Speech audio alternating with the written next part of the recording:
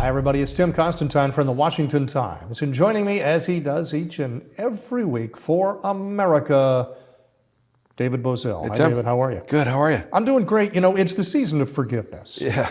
I think that's the most important thing in May, Ave Maria, and so on. However, I know it's unusual that Joe Biden would twist or turn his Catholic faith, but he's using the word forgiveness This is a stretch, in a by the way that I don't quite agree. They're talking about the forgiveness of student loans. Forgiveness seems like just poof, magically it's gone. What this is not forgiveness, it's a taxpayer bailout. You're paying this off, I'm paying this off. We're not forgiving anything, we're just shifting it. I actually admire the president's get up and go, his gumption here. I really do. He has given the proverbial middle finger to the American taxpayer, to every blue-collar worker who decided that college was not going to be for him or her, to every stay-at-home mom. He has given them the proverbial finger to buy off a voting demographic, presumably this young voting demographic that supposedly, according to the press secretary just the other day, is just crumbling under this debt. The real irony for me on all of this student bailout stuff, Tim, the American system provides for bankruptcy, for using bankruptcy as a tool to get out from under debt if you can't pay it. The author of the bill that prevented students from declaring bankruptcy due to their student loans was Joe Biden, Senator Joe Biden. And here he comes 20-some years later and saying, I'm just going to relieve you of this debt. It is the political gumption I admire, I really do. How the Republicans will respond, if they decide to respond. I mean, they've been pretty quiet. So I suspect they'll just try to fan the flames of rage politically. But it's to just give the middle finger to folks who are struggling out there because of inflation that he created that's going to cause more inflation due to this bailout. I admire the guts that it's going to take.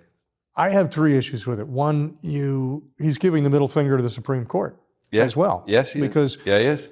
They tried this in a little bit different format, but they tried to get the government to pay off these loans, and the Supreme Court said, you can't do that without congressional guidance. The second is it's the working guy, as you said, that is being stiffed here. The doctors and lawyers and people that are making $400 and $500 an hour now simply don't want to pay it off. So the guy who is the cop and the teacher can now pay it off for them. Right. Because that's essentially what's happening. Right. The bigger problem for me is this looks backwards. It doesn't change how the student loan program works at all. So if you're a kid that's 17, it doesn't change your picture at all. You've still got to figure out, how am I going to pay for college? And you've got to hope that, well, maybe 10 years from now, if I take out a student loan, there'll be some president that'll just magically make it go away. I got a couple kids myself that are knocking on college's doorsteps. They're in high school. Am I going to get bailed out here? Am I going to get are they going to get college for free? I mean, it's essentially the stepping stone to this, right? This could be a new Democrat platform. It has actually not really new. They've been banging their pots and pans about this for quite some time, but just free college for the whole country. And this is how the Democrats start to set the table for these types of initiatives going forward. And like I said, I do admire his willingness to use the executive order pen in creative ways that Republicans just aren't creative enough to think about that. Contrary to the Constitution. And they're contrary to the Constitution. He sticks his middle finger up to the Supreme Court. It's a huge risk. Whether it even happens is 50-50, but he gets to enjoy some political wins. Consider, though, you've got major Democrat donor base funding a lot of these protests across the country, from George Soros to Pritzker, to Rockefeller. And this is according to Politico. Don't take my word for it. This is according to Politico.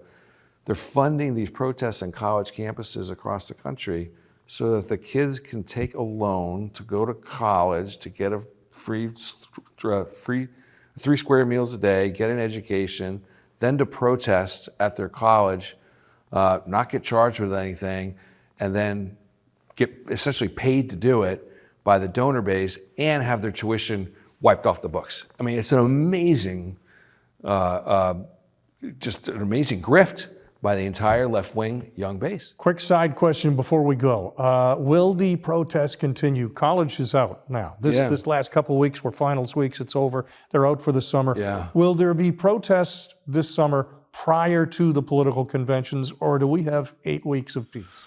I think they're going to find inflection points, sporting events. They got the NBA finals coming up. You have NHL finals coming up. They're going to find those types of inflection points to sort of thrust themselves into a big crowd. Don't be surprised to see a bunch of protests at summer music convention season.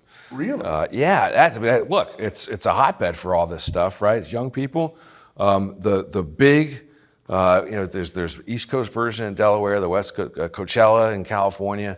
That's where I think you could see some real action with regards to these protests. My son forwarded me a great video the other day on Instagram that had a young man on college campuses asking the protesters questions like, from what river to what sea? Right, I saw that. And of course they had no idea, and asked them, what are the boundaries of Gaza?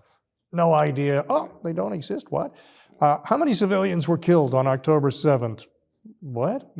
They had absolutely no idea what they were protesting. They were just out having a party. And we paid for them not to know that, essentially. For America, you are David Bozell. For the Washington Times, I'm Tim Constantine. Thanks for joining us.